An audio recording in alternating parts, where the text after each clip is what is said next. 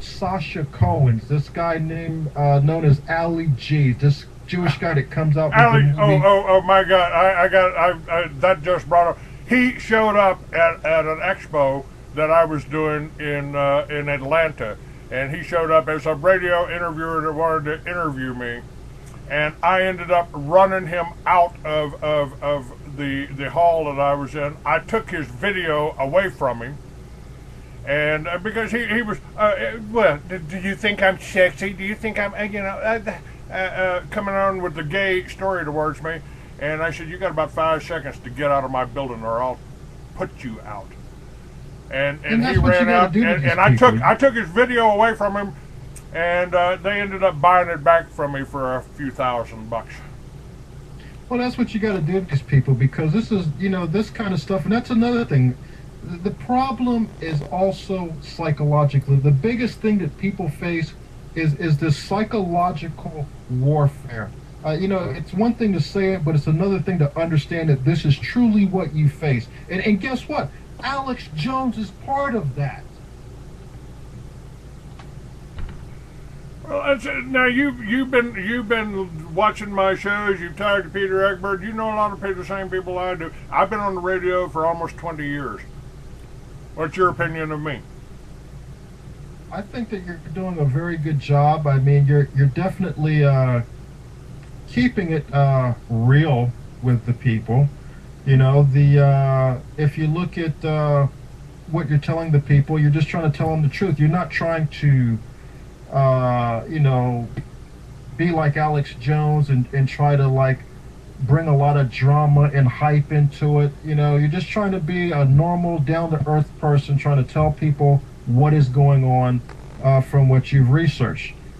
Now, let me ask you. I say I've got answers here. I believe I've come up with answers. I've been doing this for 20 years, reporting on the whole progress of the whole New World Order. The Yeah. idea, what's going on here is a move towards one world government. If you read the Protocols of the Elders of Zion, if you read the Communist Manifesto, you can understand that our founding fathers fought the New World Order of their day. The sun never sets on the English Empire. So it's never been easy to be free, as far as I know, in the last 10,000 years. We've always had to fight for freedom, and if you want to be part of the consensus, just sit there behind that TV, keep your mouth shut, and wow, you'll be a part of the consensus. My friend John Trockman, from who did the militia in Montana, he quit. He just gave up. He went out and started selling advertising for a local paper. And I said, John, how can you do this? He said, Clay, we've tried to tell them what's going on for the last 10 years. We told them what NAFTA was going to become. We told them what what GATT was going to become. We told them what the Federal Reserve was. We told them what the UN was about. And nobody wanted to help us. Nobody wanted to back us. So screw them. They're going to get the government they deserve. Well, one thing I want to say, because I don't want to leave people thinking, I never did finish on the Waco when I said that I agree with what they're doing.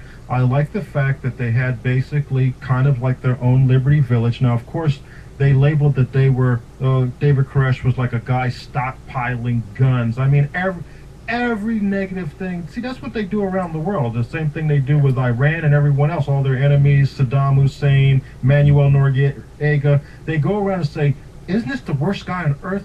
We must do something, But the point is, they basically had their own Liberty Village. They were self-sufficient. They didn't bother anyone. Even the sheriff said that they were the nicest people in the community and never had a problem with them.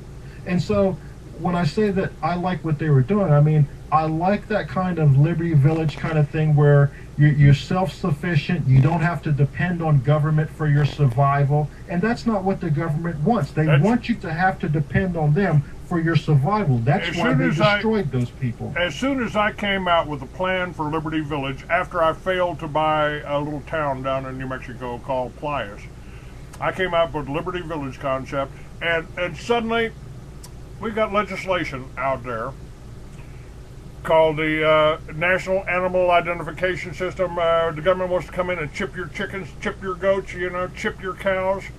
Then we've got the Senate Bill S10, the Food Safety Act. We've got they want you to go to a doctor and get a prescription for vitamins. So as soon as I come up with an idea, the legislation starts showing up to prevent people. I've said if you take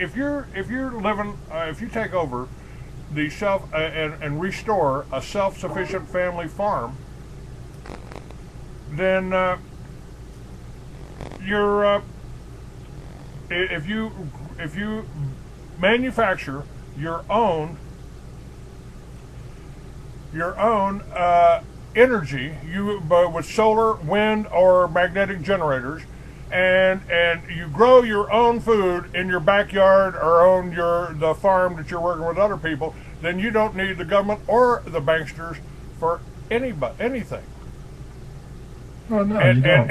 and they're freaked out about this. I mean, all this whole thing is coming up and happening right now. I mean, Senate Bill S10.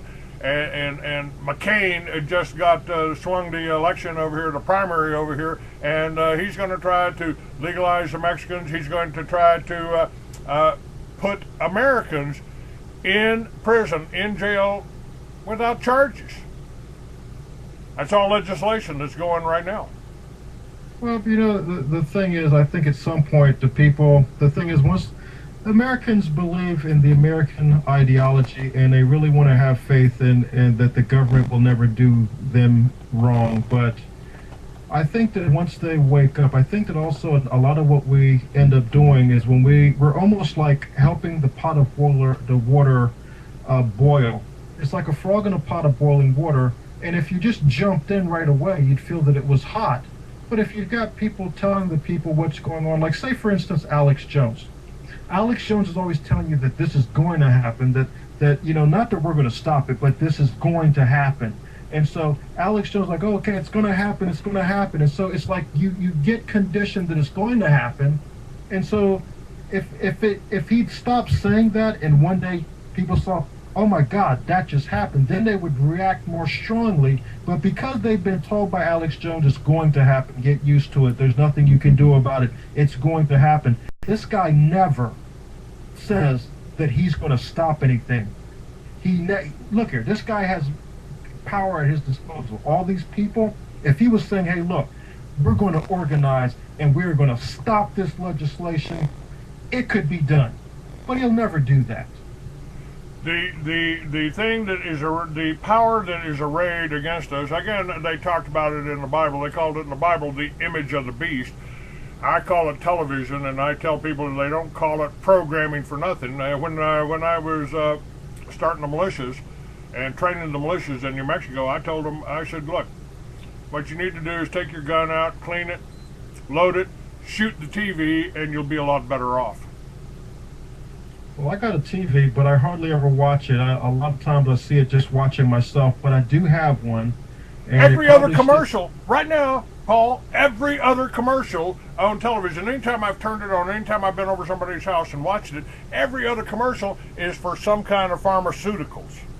Yeah, okay. Well, in the afternoon time, it's ambulance chasing lawyers saying, did your family get killed by Vioxx? Are you paralyzed? This and that. Even though they want to take the vitamins, and they have this new fish oil vitamin, but guess what? Even though it's a fish oil vitamin, it also has the same disclaimer that basically this will make you ill. So every drug they come out with has a terrible side effect, and yet the FDA always approves this stuff. And speaking of drugs, I'll tell you what people need to be concerned about. This country, slowly but surely, is becoming, and I mean from the young to the old, are being slowly addicted to prescription painkillers, opiates. And what I see happening is under this new medical healthcare legislation of government giving you free healthcare, is it's going to come to a point where there's so many people addicted to these painkillers that they're going to have a voting bloc that can sway the vote in the direction they want, because they're going to say, well, look, if we don't do this, we're not going to be able to keep on giving you your painkillers. I'll give you just an example. There is a 7,000% markup on Xanax. There's a 4,000% markup on Valium. And my grandmother was addicted to sleeping pills. we called them reds or seconal or tuanols.